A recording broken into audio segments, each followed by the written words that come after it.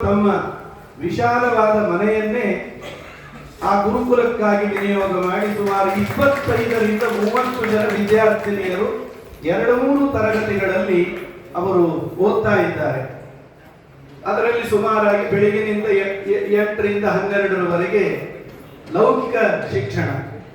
ಯಾವುದಾದ್ರೂ ಒಂದು ಸ್ಕೂಲ್ನಲ್ಲಿ ಅವರ ಹೆಸರು ನೋಂದಾವಣೆ ಆಗಿರುತ್ತದೆ.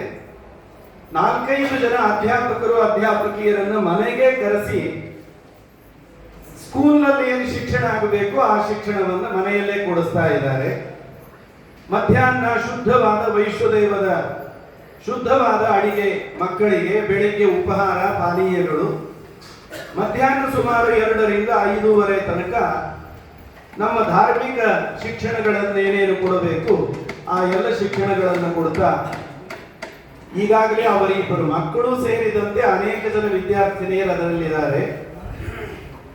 ಮಕ್ಕಳನ್ನು ಲೌಕಿಕ ಓದಿಸಿ ಉಳಿದವರಿಗೆ ಏನೋ ಪಾಠ ಹೇಳೋದು ಅಂತಲ್ಲ. ಹಾಗೆ ಇವತ್ತು ಸೋದೆಯಲ್ಲಿರೋ ಗುರುಕುಲದಲ್ಲಿ ಅವರ ವಿದ್ಯಾರ್ಥಿನಿಯರು ಪರಿವಾರಿನಲ್ಲಿ ಬೆಂಗಳೂರಿನಲ್ಲಿ ಅನೇಕ ಪರೀಕ್ಷೆಗಳನ್ನ ಪೀಠಾಧಿಪತಿಗಳು ವಿದ್ವಾಂಸರ ಸಮಕ್ಷಮದಲ್ಲಿ ನೀಡಿ ಉತ್ತಮವಾದ ಫಲಿತಾಂಶವನ್ನ ಅವರು ಪಡೆದುಕೊಂಡಿದ್ದಾರೆ. ಆ ಹಿನ್ನೆಲೆಯಲ್ಲಿ ಅನೇಕ ವರ್ಷಗಳಿಂದ ವಿಜೇಂದ್ರಾಚಾರ್ಯರನ್ನ ಪ್ರವಚನ ಕರೆಸಬೇಕು ಅಂತ ಸಂಕಲ್ಪ ಇತ್ತು. ಆದರೆ ಅದು ರಾಯರ ಪಟ್ಟಾಭಿಷೇಕದ ಸಂದರ್ಭದಲ್ಲಿ ಕೈಗೂಡಿದೆ. ಅವರನ್ನ 3 ಸಂಸ್ಥೆಗಳ ಪರವಾಗಿ, ವೈಯಕ್ತಿಕವಾಗಿ ಹಾಗೂ ಎಲ್ಲ ಭಕ್ತವೃಂದದ ಪರವಾಗಿ ಪ್ರಣಾಮಪೂರ್ವಕವಾಗಿ ಹೃತ್ಪೂರ್ವಕವಾಗಿ ಸ್ವಾಗತವನ್ನ ಕೋರ್ತಾ ಇದ್ದೇನೆ.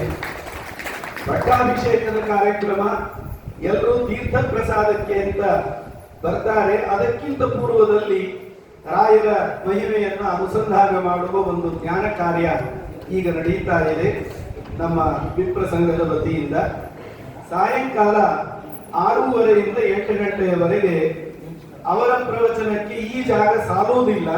ಹೊರಗಡೆ ವೇದಿಕೆಯನ್ನು ನಿರ್ಮಾಣ ಮಾಡಿ ಹೊರಭಾಗದಲ್ಲಿ ಪ್ರವಚನದ ಕಾರ್ಯಕ್ರಮವನ್ನ ಶಾಂತವಾಗಿ ಒಳ್ಳೆ ಗಾಳಿಯಲ್ಲಿ ಕೂತ್ಕೊಂಡು ಶ್ರವಣ ಮಾಡಬಹುದು. ನೀವೆಲ್ಲ ಮೊಬೈಲ್ನಲ್ಲಿ ಎಲ್ಲರ ಜೊತೆಗೂ ಮಾತಾಡ್ತಾ ಇರ್ತೀರಿ ನಿಮ್ಮ ಎಲ್ಲ ವಿಷಯಗಳನ್ನ.